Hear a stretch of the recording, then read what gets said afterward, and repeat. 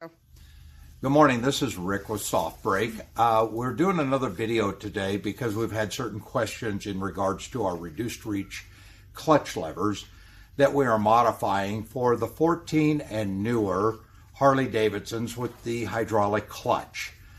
What I'm going to show you is the different models. They had the 14 through 16 on the touring bike. It has a roller wheel and then the ramp. And we're going to go over that ramp in a moment here. And of course, this fits into the handlebar right here into the housing. And the ramp is pushing on this little plunger. See there? So when the clutch lever is out all the way, this switch is up. Or I'm sorry, it is depressed.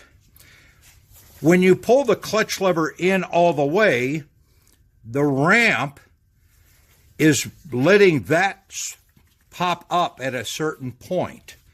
So that way the bike will start while you're pulling in the clutch, but you are still in gear. This allows it to happen. So again, this is for the 14 through 16 model that has the roller wheel. If you have a 17 to present Harley with the hydraulic clutch, a touring model, in 17 when they changed it, they went to a push rod style instead of a roller wheel. So you can see here's the different master cylinder. That's just going into there is all it does, okay? So just a little different style. But as you see in 17 then, if you look real close here, you will see this mark here, looks like a felt mark almost. That's from it rubbing on the switch. That's what it literally does. It's rubbing the switch. Harley had some issues with this, and it was taking out the switches. They had recalls, things like that. So you can see it's going down, dropping off a cliff, and you can see that mark. Well, it's like anything. The smoother the transition, less damage to the switch, less rubbing, less friction. We're going to show you how we're fixing that also. In 18, later on in 18, Harley started doing what I was already doing, and you can see that it is at a nice gradual ramp, just like riding a motorcycle up a hill. Better if it's nice and smooth transition. We do not touch this part, and I'm going to tell you why, because again, when the clutch lever is out all the way and you're going down the road, this is pushing the switch in.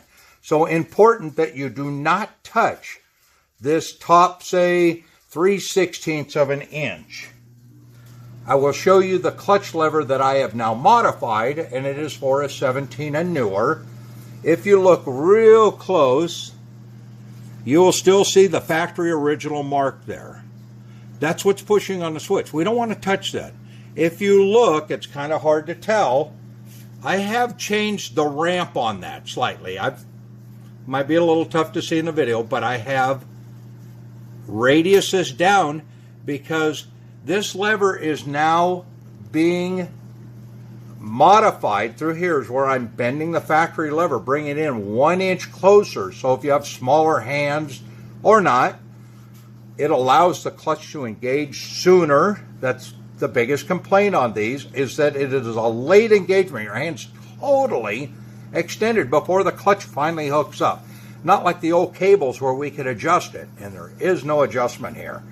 So I'm modifying this, and then you'll see what I do. I've got a belt sander, and I radius this down, take it down a little bit, because before, we were rubbing, as you could tell, way down here.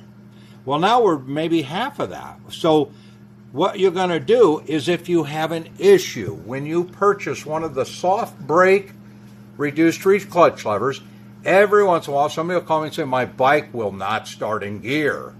Okay, no problem.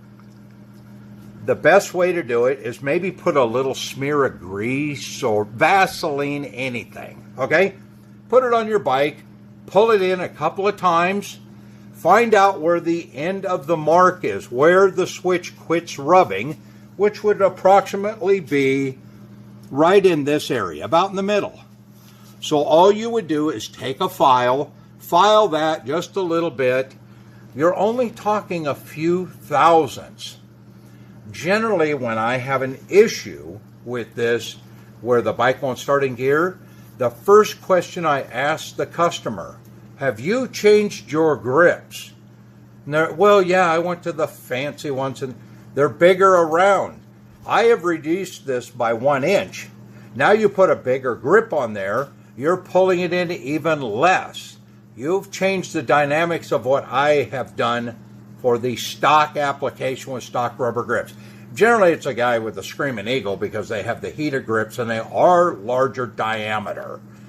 But it's still fixable. You just file right in here a little bit. Stop. All right, so what I have done now, just for ease, so it's a little easier to understand, I just took this 14 through 16 model. Same thing applies to the 17 or newer. I installed it into the switch housing here. And as you see, I took a Sharpie, scribbled it on. Now, if you look, you can see the end of the line where the switch stops connecting. Because remember, this is like this.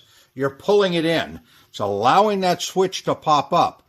So right there is where I would just take a file, if the bike didn't start, just file it across there a couple of times, okay? That's all I want to do. You don't have to get carried away, okay? But as you see, I did not touch this portion. This is the portion in the switch housing that is pushing that switch down. You take that down, you are going to change. Your bike is not going to operate properly. So stay away from there so you can actually see where I just filed. There's a red zone. That's kind of the neutral area where it's giving the ramp time to work and the switch is popping out. This is all you need to do to make a slight modification if you happen to purchase the SoftBrake reduced reach clutch lever and your bike is not starting in gear. Simple fix, but you can always reach myself here at SoftBrake. We are on Pacific Coast time, so please, if you're on the East Coast and hey, it's 8 o'clock, they ought to be open, please. It's 5 here. And we'll walk you through it. But this is pretty self-explanatory. Any questions at all, call Rick at SoftBrake at area code 208-561-5031. Thank you very much.